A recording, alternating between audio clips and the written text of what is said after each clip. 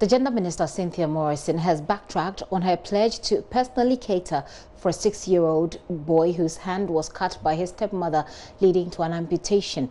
According to the family, the minister promised to send the boy to a school she owns at Aguna Swedru, where she will take care of him till he completes his secondary education.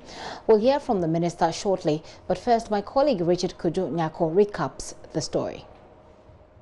The screams are that of 5-year-old Kofi, whose left hand was cut by his stepmother months ago. His screams and predicament pricked the conscience of many. In the midst of all that, Gender Minister Cynthia Morrison intervened. The assurances by the Gender Minister to take care of Kofi, whose left hand has been amputated now, gave many hope. A few months after the promise, Kofi is neither at the Cape Coast Teaching Hospital nor at Swedru, where the minister promised to take him to and to care for him until he completes his secondary education. So where exactly is Kofi? So we are here at the Cape Coast Teaching Hospital, following up on the boy whose stepmother cuts the left hand. Initially, the boy was brought here to the Cape Coast Teaching Hospital and then was being attended to. There were promises upon promises by some individuals and organizations. Some have fulfilled, others are yet to fulfill them. We are told that the Gender Minister has come in and has taken the boy away. We followed up and the boy is at the Osu Children's Home. The family of the little boy is not happy with the developments. Grandmother of Kofi, Victoria Mensah, who has been involved right after the incident happened, wants the child to be given back to them if the minister cannot go by her word to take care of the child. Minister, no,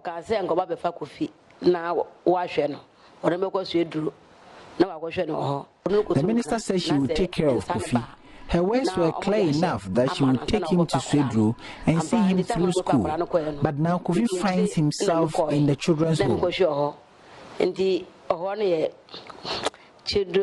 followed up when she came to pick the child. The child was taken to the children's home. In fact, later when I visited, I was displeased. We are pleading that we should rather be supported to take care of the child instead of keeping him at the children's home. We are not really happy.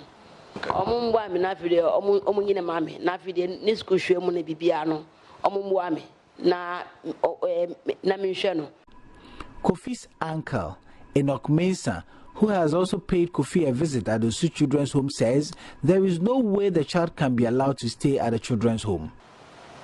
We want government to help us. We don't think this is what the minister promised. We are not happy with where the child is.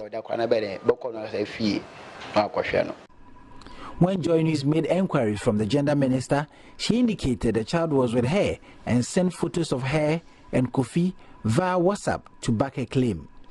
Further checks with the Central Regional Social Welfare Directorate indicates the social welfare was making moves to open a trust account from donations made by the public to Kofi. Meanwhile, the 3D prosthesis promised is yet to be fixed on Kofi's hand. Richard Kudu Nyako, JoyNews, Cape Coast. So Richard recaps the story there for you. This is what the Gender Minister Cynthia Morrison said when the story first broke. Year-old boy, I don't know for what reason. I heard a woman. She said she was going to hit him and then he raised his hand. Assuming he raised his head, he would have died by now. He raised his hands and this is what happened. Do we pit a human being with cutlass? No. That is no. We should not vent our anger and our frustration on our children. They are human beings and it is wrong. We are going to take measures to curb these things. But for this boy, we thank God that he's alive. He's going to have the prosthesis and then at least we know that he can. I run a school. So for Kofi, he's Kofi and I am Ifwa. So he's my namesake. For Kofi, I will take him up as my own and put him in school and make sure that he goes through school as a normal child. And then he says he wants to be a doctor. That is what we are saying. He's saying. And so when he starts, he's in KG now. When he starts school, we'll see his IQ, whether it is fit for him to, because you can, as a child, you can say so many things that you want to be. But when the reality sets in is when we know. But if he's good in his maths and his sciences, I will push him to do the science that he wants to do.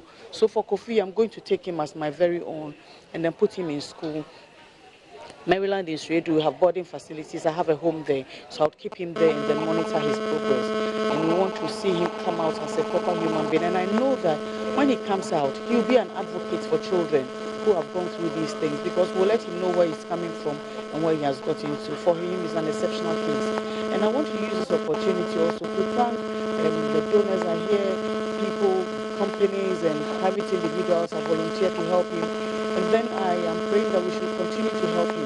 And then I want us to have a kiddie account for him, so that whatever monies that come in here, after the hospital, after he's been discharged, and we know that he's going to have education that is going to be sponsored by me, not by the ministry, by me.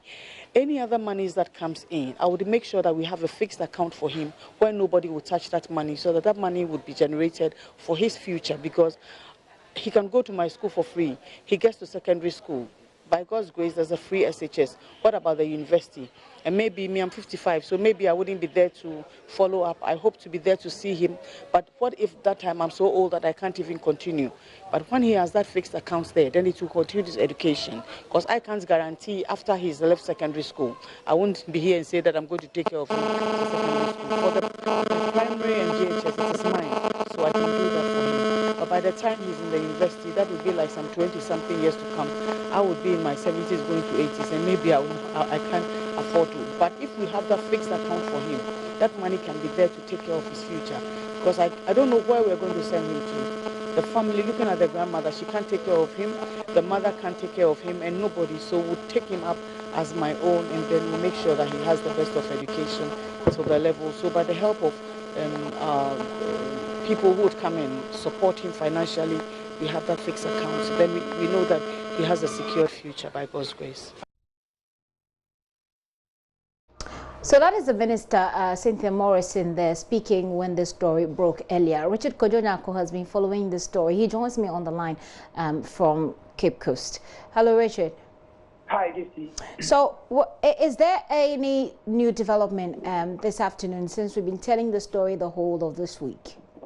Well, there hasn't been any new development. I got in touch with the family to know whether the gender minister has done any communication with them as far as the new situation is concerned, because they indicated to me that we're not really happy with the child's presence at the Osu Children's Home, and then they would love that they should be supported so that they can take care of the child. But apart from that, there hasn't been any new development to the story. When they say they are not happy about his placements at the Osu Children's Home, did they have prior information? Did they have any, after the minister took Kofi away, did they have any engagement with the minister to follow up on the well-being of the boy? They were there one day when the minister informed them that she was coming for Kofi and was taking Kofi away. And my information is that later on they got to know that yes, there was the Osu Children's Home the minister took Kofi to. But my engagement or my interaction with the minister, interaction with the minister suggested that the child was with her and even took photos. I demanded that I want evidence whether the child was indeed with her. So she took photos of she herself and then the child and posted it to me via WhatsApp. And later on, when I paid a visit, I think after 2 weeks after my interaction with the minister, I decided to do further investigation whether indeed the child was with the minister. And then I went undercover at the Osu Children's Home and found out that Kofi, the little boy, was at the Osu Children's Home. And that was how it dawned on me that, things might not be the same as I have been communicated to. Kofi doing at the Osu Children's Home, by the way? Well, when I saw Kofi, I have been monitoring the progress of Kofi ever since the story broke. Kofi is not really happy. There's been some drastic change. There are some... But Richard, I lost you briefly there. Can you say that again? You said he is not happy? Yeah, Kofi, from all indication, Kofi is not really happy.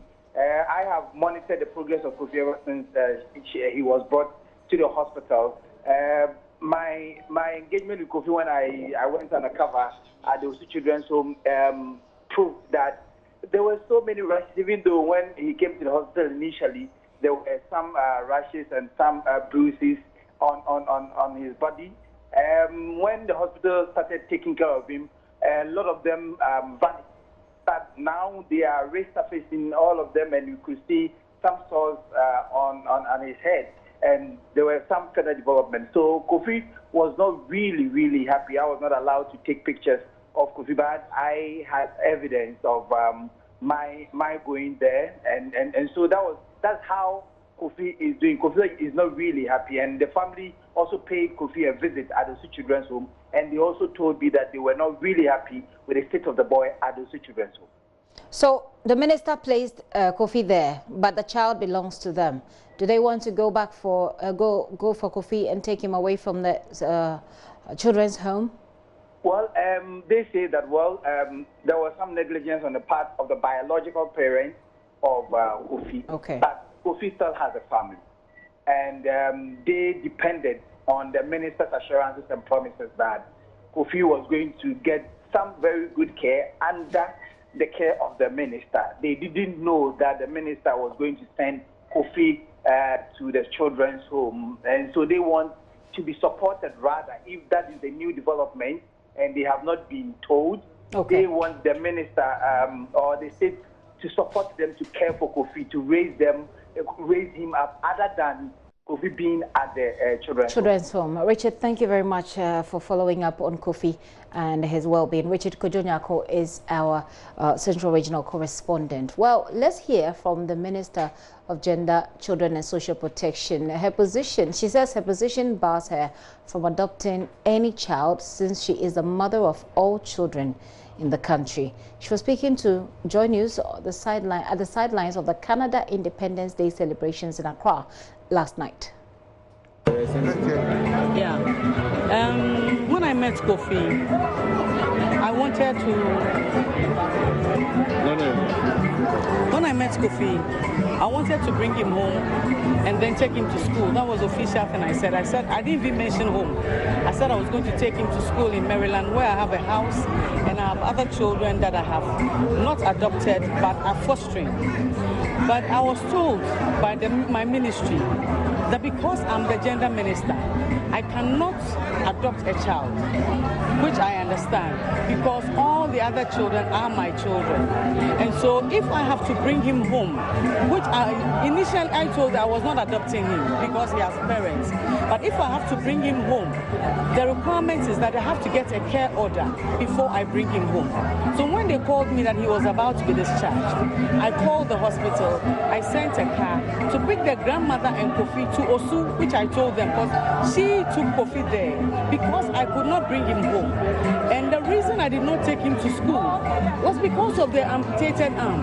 I couldn't see him go to school like that. And then when in April, the doctors fixed the prosthesis for him, then they see him with another hand. It's going to be a different impression, and the children are going to look at him differently. So he's in Osu currently, going to school, and the grandparents have the right to Kofi because I have not adopted him. There's no document on him. But he's going to be there until they fix the hand. And in September, he goes to school. But the doctors tell me they are going to fix it in August. Meanwhile, the doctors have gone to Osu to take the measurement. Not even in Cape Coast. To Osu Children's Home to take the measurement. And I would love that you go to Osu Children's Home and see the condition there. It is not the Osu Children's Home that was shown by Anas some years ago that everybody has that conception. It's a different place altogether. I told you, I go there unannounced. I go there, and even the caretakers there, I'm amazed at the job they're doing. So it isn't that the boy has been abandoned.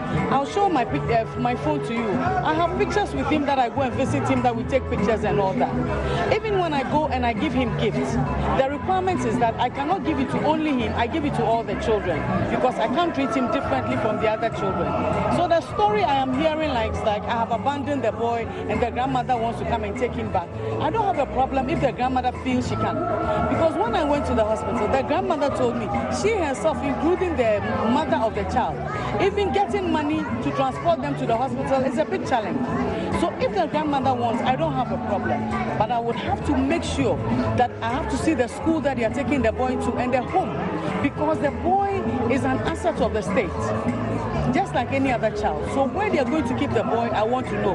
But I don't have any problem if the grandmother feels she can take care of the child. Because I was taking Kofi to a Montessori school, then I run by myself to have a good life that the other children are having. So when I hear these negative things, I'm like, what is happening? What did I do wrong? But you know, I understand the media. You want to blow everything out of proportion. I want you to play this side also, so I don't have a problem. So what's next? The next thing is that in August they will fix the hand, and he goes to school in September. There's nothing else I can do. I can't bring him to my house. Not that I don't want him. This vacation, the children that I am fostering, they will come to Accra on vacation with me. But if, because they have not been adopted, if I have to bring Kofi, I need a care order, which I don't have, and I don't want to flout the law. So what does it take for you to get a care order? No, I have to require for. I never said anywhere that I was going to bring him to my house. It's the school that I'm going to take him to, and I cannot take him to my school with the amputated arm. He should go to school with a fixed hand. I am not even paying for the prosthesis. It's somebody who is offering to do it. So he has to have that full arm before he goes to school. Because if it's a different school, I cannot take him there with an amputated hand and then go back and fix it. And the children make fun of him. That is what I'm trying to avoid. But with Osu, once he leaves there, they will not see him again. So they wouldn't even know he has the arm had been fixed or anything. You understand? I know you are just doing mischief. Play this one also. I know Joy FM. You are not recording. Record. I know Joy FM is just doing mischief because there's nothing wrong with it. Go and see him. You'll be amazed. He's looking so beautiful. I have pictures that I will show you. So what you are doing, you never came to me. You put a story out there before you came to ask me. That is why I said I wasn't going to grant an interview, because you know what you want Ghanaians to think, and Ghanaians to insult. I don't have a problem.